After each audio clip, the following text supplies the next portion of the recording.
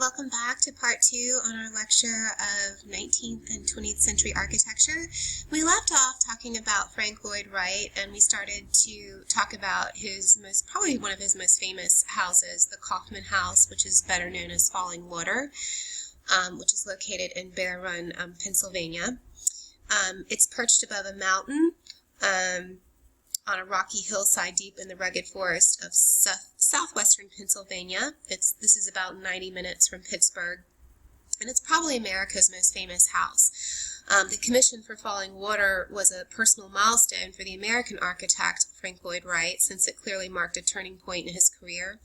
After this late career triumph, the 70-year-old would go on to create a series of highly original designs that would validate his claim as the world's greatest architect. The mid-1930s were among the darkest years for architecture and architects in American history. The country's financial system had collapsed with the failure of hundreds of banks.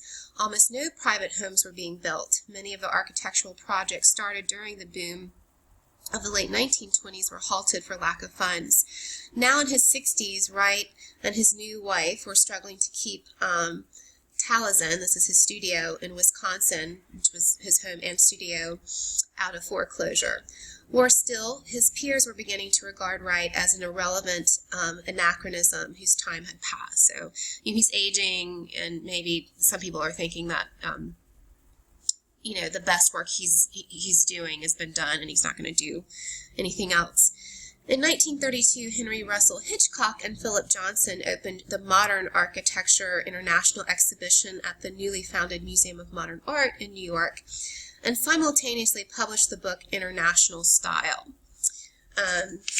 This was first defined by Americans Henry Russell Hitchcock and Philip Johnson in 1932 as an emphasis more on architectural style, form, and aesthetics than social aspects of the modern movement as emphasized in Europe.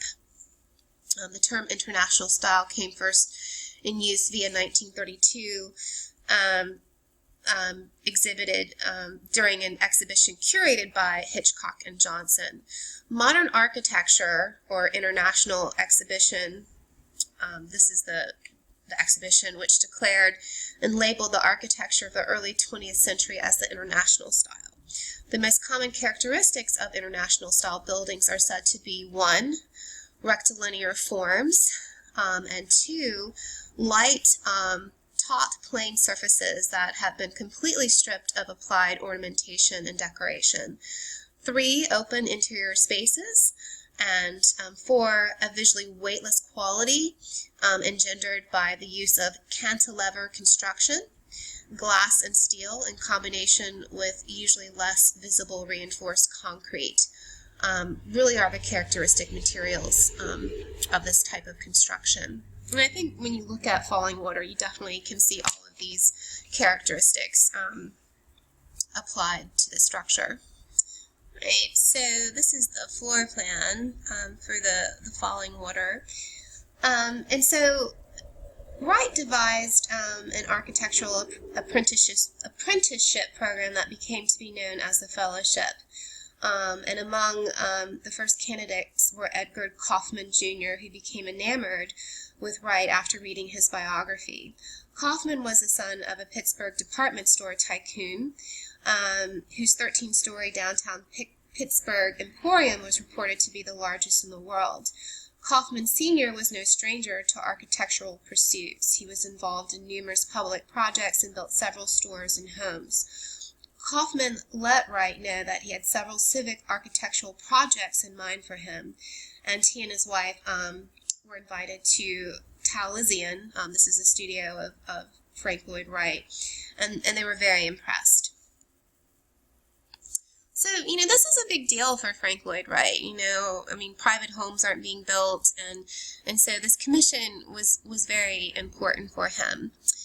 There are varying accounts regarding the circumstances that brought Kaufman to offer Wright a chance to design a weekend home in the country, but we know that Wright made his first trip to the site on Bear Run, Pennsylvania in December 1934. Wright's apprentice Donald Hoppin had spoke of Wright's uncanny sense of genius. Locke or Latin for spirit of the place. And from the very beginning, the architect rejected a site that presented a conventional view of the waterfall. Instead, he audaciously offered to make the house part of it, stating that the visit to the waterfall in the woods stayed with me, and a domicile takes its shape and mind to the music of the stream. The southeast orientation of the site gives the illusion that the stream flows not alongside the house, but through it. And so here you can definitely see where it does seem like the house is built over the waterfall, hence its name, Falling Water. It's really quite extraordinary. So this is a drawing of Falling Water done by Frank Lloyd Wright. It's color pencil on tracing paper. Perhaps the most famous tale to come out of the lore of Falling Water is the improbable story that Wright, after receiving the commission, procrastinated for 9 months until he was forced to draw up the complete plans while his patron was driving the 140 miles from Milwaukee to Towson. However, the essential story is validated by several witnesses, and so really the idea is that Frank Lloyd Wright apparently came up with this plan, really within, the 140-mile drive that Kaufman took to get to his studio. Anyway, and I guess they're saying the whole process took about 2 hours to come up with this plan, which is pretty crazy if you think about it. So we'll be looking at different views of the house here. You can see these sort of beams again that sort of really unite the house with the landscape, and then obviously this idea of emphasizing the horizontal aesthetic, and also these open spaces.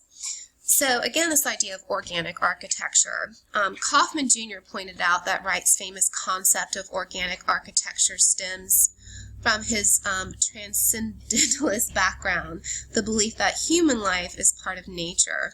Wright even incorporated a rock outcropping that projected above the living room floor into the massive central hearth, further uniting the house with the earth. Can you say Wright challenged his apprentices when your building is complete that the landscape is more beautiful than it was before? And so this idea that his buildings improve the landscape and actually enhanced it is sort of what Frank Lloyd Wright, I think, thought of in terms of his structures.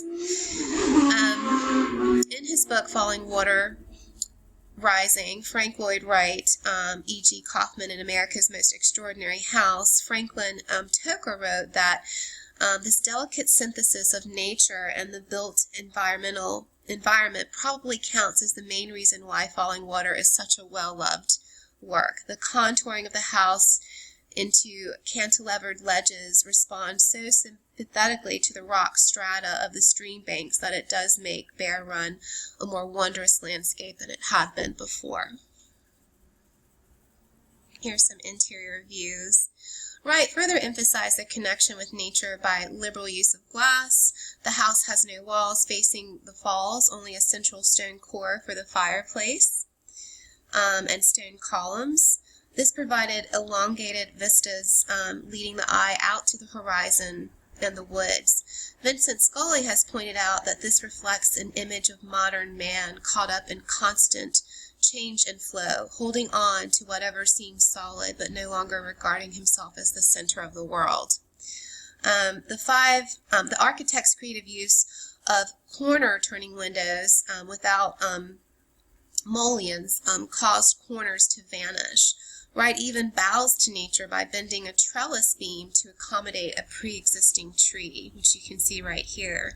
So really this infusion and unification with the landscape is so important in Wright's work in architecture. So we'll look at some other views. Again, keep in mind too that Wright was very instrumental in the interior design of his works and often picked out the furniture and the textiles and a lot of the interior design as well, which really also, I think, unifies the house. So here's the living room. mean, it really is. And then look, at this, these windows, these huge windows with these views. And then again, this incorporation of sort of the natural materials of the environment, the stone. Again, it really kind of really emphasizes this idea of organic architecture.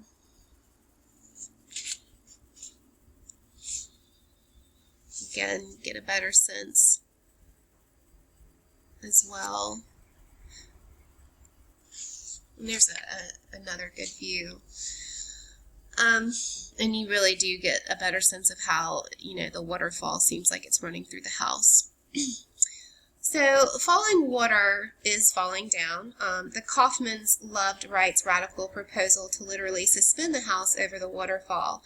But Edgar Kaufman Sr., even the pragmatic businessman who had also studied engineering for a year at Yale, prudently sent a copy of Wright's blueprints to his engineer, who found the ground unstable and did not recommend that he proceed with the house.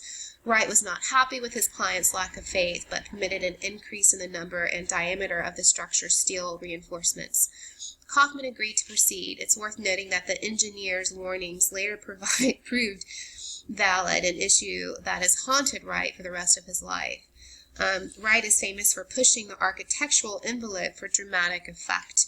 We see this in the vast cantilevered wooden roof of the Robbie House in Chicago.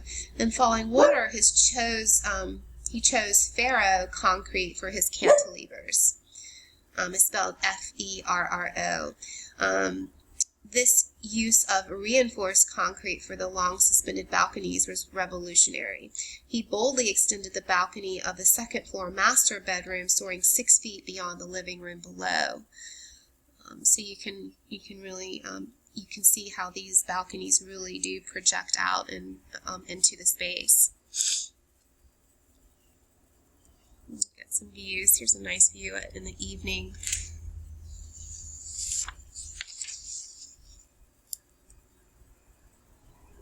I mean, I love the interior of these houses. I mean, I would love to live here. And again, look at that. I mean, even like these windows, I mean, the gridding, and again, these sort of horizontal bands, and then the natural use of stone is just really well done.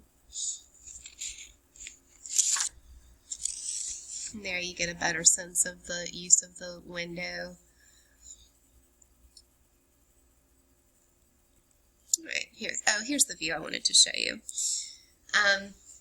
So, however, due to lack of proper support, cracks began appearing in the balcony floors soon after they were poured. Over the years since, cracks have been repeatedly repaired as the cantilevers continue to sag. By 2001, some of the 15-foot cantilevers had fallen more than 7 inches. To avoid a complete collapse, an ingenious system was devised using tensioned cables to correct the problem and stabilize Wright's masterwork. Almost from the day of its completion, Falling Water was celebrated around the world. The house and its architect was featured in major publications, including the cover of Time magazine. Over the years, its fame has only increased. According to Franklin Toker, Falling Water's most important contribution to modern architecture is surely the acceptance of modern architecture itself. And so really, I mean, this is also something too, I think, that is an important lesson, that even though, the engineer said that this probably wasn't the best site to build, I mean, I think anybody could have probably guessed that. But I mean, this idea of dreaming and really, doing this structure anyway, I think is a real proponent to sort of how wonderful art and architecture can be. And even if this building, for some reason, doesn't last, I mean, the fact that it was made and it existed, I think, is really important. Right, so we're going to be looking at some other buildings done in the international style. This is the Villa Savoy, which is located near Paris, done by Le Corbusier. This building represents the culmination of a decade during which Le Corbusier worked to articulate the essence of modern architecture. Through the 1920s, via his writings and design, Le Corbusier considered the nature of modern life and the architect's role in the new machine age. His famous dictum that the house should be a machine for living in is perfectly realized within the form, layout, and materials and the sightings of the Villa Savoy. Located just outside of Paris, the Villa Savoy offered an escape from the crowded city from its wealthy patrons. Its location on a large, unrestricted site allowed les corsaires total creative freedom. The delicate floating box that he designed is both a functional house and a modernist sculpture, elegantly melding form and function. So, and who said form and function? Okay, Sullivan. Remember the pre-Scott building? Le Corbusier had been developing his theories of modern architecture throughout the previous decade. In the 1920s, he founded the journal Les Esprits Nouveaux, and many of his essays he published there would eventually be incorporated into his landmark collection of essays, Vers une Architecture, Toward an Architecture, in 1923. This book celebrated science, technology, and reason, arguing that modern machines could create highly precise objects, not unlike the ideal Platonic forms valued by ancient Greeks. Le Corbusier lavished praise on the totems of modernity, race cars, airplanes, and factories, marveling at the beauty of their efficiency. However, he also argued that beauty not only laid in the newest technology, but in ancient works such as the Parthenon, whose refined forms represented, in his view, the perfection of earlier archaic systems. Le Corbusier sought to isolate what he called type forms, which were universal elements of design that can work together in a system. He found these across time and across the globe in the fields of architecture and engineering. These many images embedded throughout the text drew striking visual parallels and eloquently expressed his search for modern perfection through universal forms. And so he's sort of, looking back at ancient architecture and seeing sort of a system of like these universal forms, but, again, sort of reusing them or reapplying them in a different way. This is another house design by Le Corbusier. I'm not even going to attempt to pronounce it. It's located in Germany, and this was done in 1927. So during the 1920s, Le Corbusier designed a series of houses, which you can see one here, which allowed him to develop his ideas further. By 1926, he had devised his 5 points of architecture, which he viewed as a universal system that could be applied to any architectural site. The system demanded pilotis, P-I-L-O-T-I-S, or slender columns, to raise the building off the ground and allow air to circulate beneath. Roof terraces to bring nature into an urban setting. A free plan that allowed interior spaces to be distributed at will. A free facade whose smooth, plain surface could be used for formal experimentation, and ribboned windows, which let in light but also reinforced the planarity of the wall. So the Villa Savoy incorporated these principles and also realized many of the concepts expressed in Vers une Architecture. This is the book that he wrote. Made of reinforced concrete, the ground floor walls are recessed and painted green so that the house looks like a box floating on these sort of delicate these poles, which are called politis. And I'm probably saying that wrong, P-I-L-O-T-I-S. And so this is what they're referring to, these sort of slender columns. Visitors arrive by car in true machine-age fashion. The stark white exterior wall and its strips of ribbon windows have a remarkable smooth, planar quality. This stands in contrast to the fluidity of the interior, which is organized by a multi-story ramp that leads the viewer on a gently curving path through the building, and we will look at some interior views that is nearly square. The contrast between the sharp edges or angles of the plane and the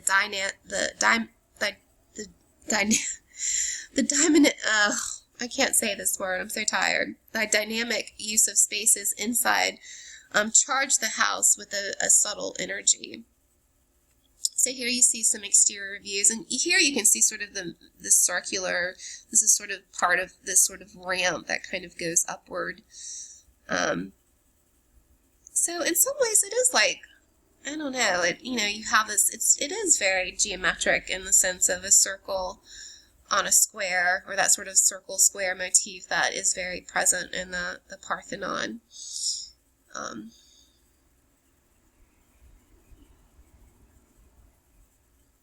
So here are some interior views, and here you really do see sort of that dynamic sort of sweeping ramp or sort of staircase.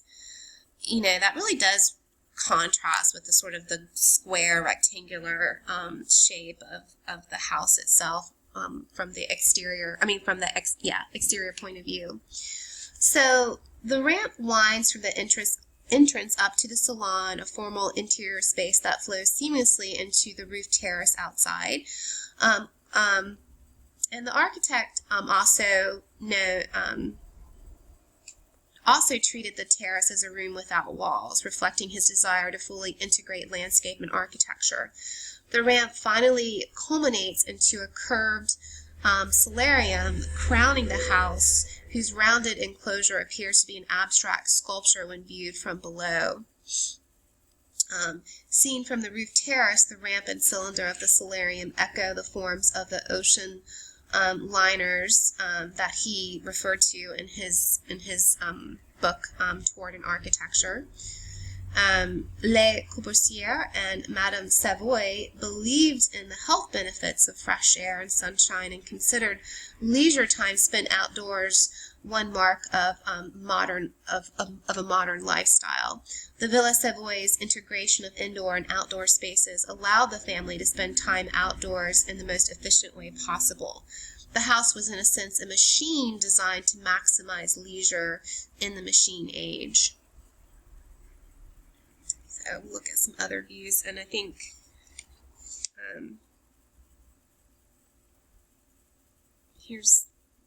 and this is sort of the view here, and then again here's this sort of, this idea of this sort of minimalist sculpture in the solarium at the top.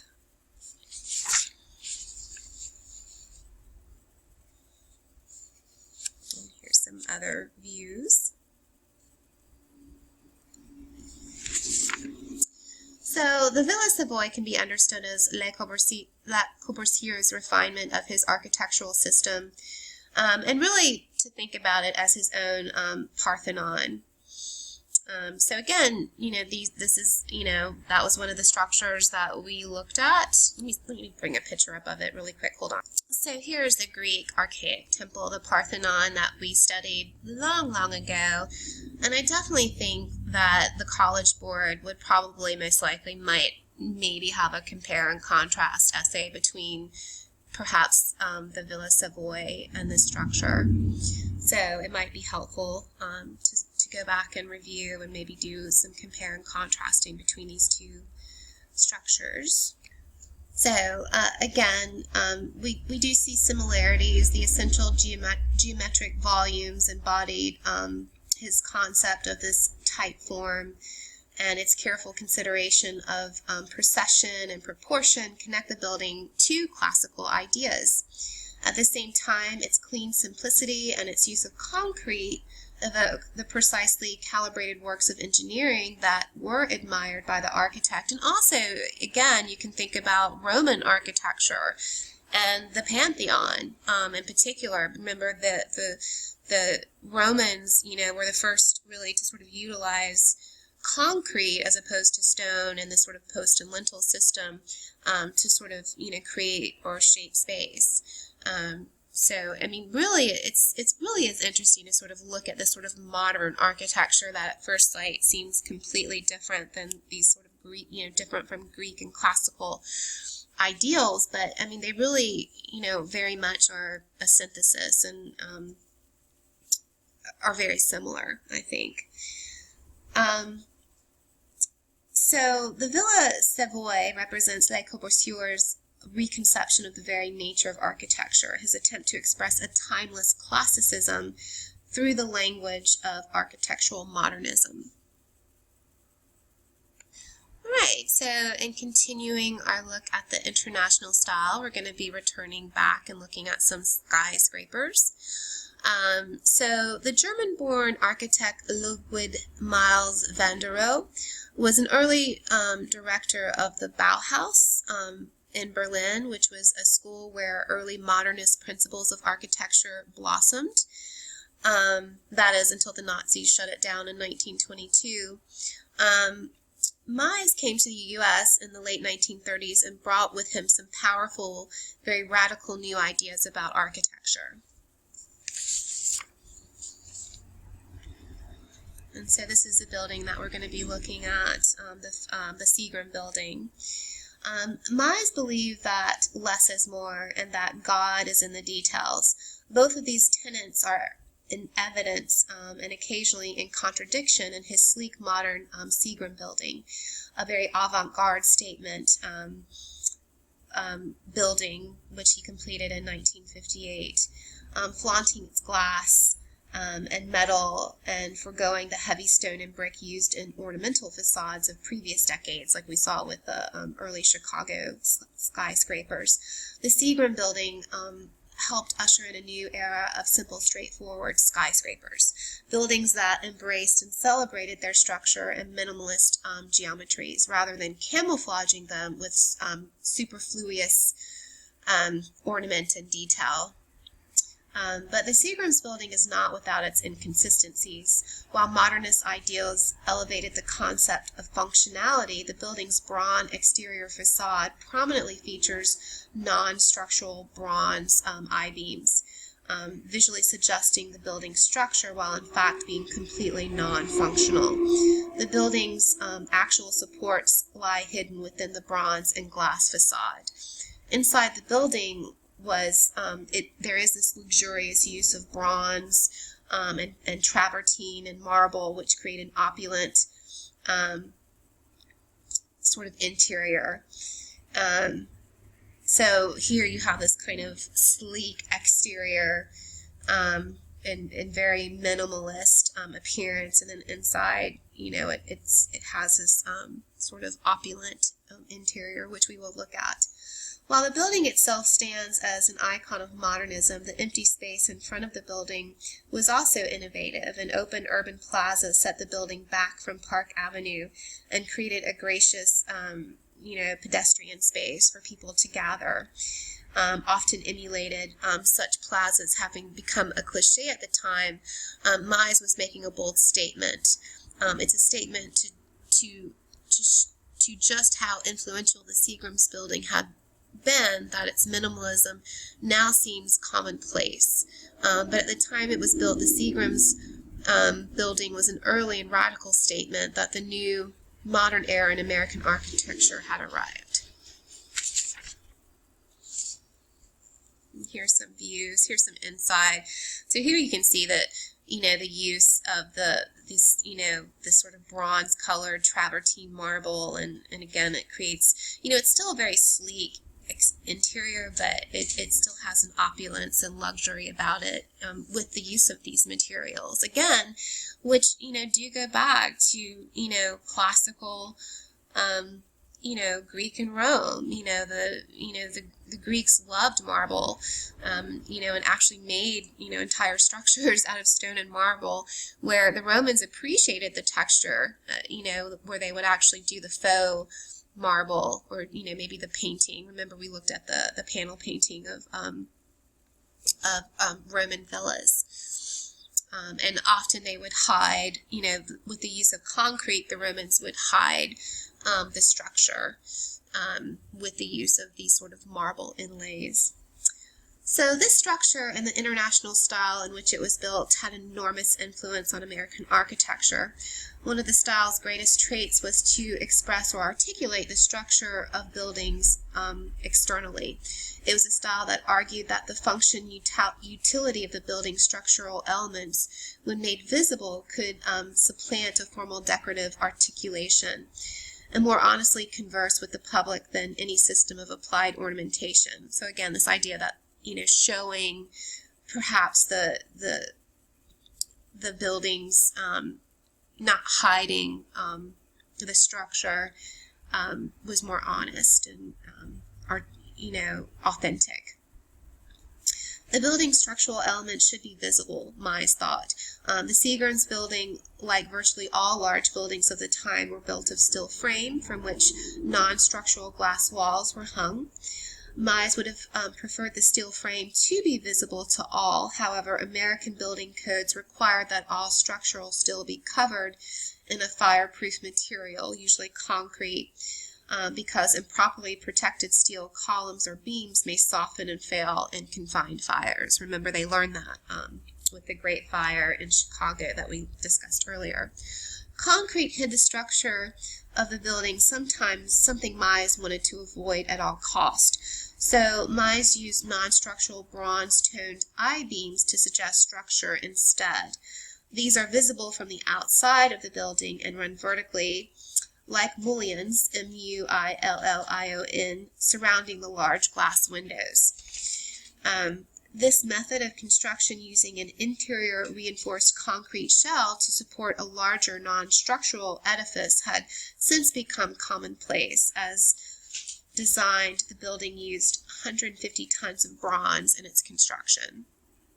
And so you really do see the use of this sort of bronze, and then the use of sort of this orange marble sort of unifying the exterior and the interior of the building. On completion, the construction cost of Seagram's made it the world's most expensive skyscraper at the time due to the use of expensive, high-quality materials and lavish interior decorations, including bronze, travertine, and marble. The interior was designed to assure cohesion with the external features repeated in the glass and bronze furnishings and decorative scheme. Another interesting feature of the Seagram's building is the window blinds. As was common with international style architects, Mies wanted the building to have a uniform appearance. One aspect of a facade which Mies disliked was the disordered irregularity when window blinds are drawn. Inevitably, people using different windows will draw blinds to different heights, making the building appear disorganized. To reduce this disproportionate appearance, Mies specifically window blinds were could only operate in three positions: fully opened, halfway opened, closed, or fully closed. So again, these three ways of opening the blinds would, correlate again and sort of enhance the structure of the building and not distract from it. That's my dog drinking water, if you can hear them. They're so annoying sometimes when I'm trying to record. Are you done? All right, so our next segment, I'm going to stop here. We're going to be looking at postmodern architecture.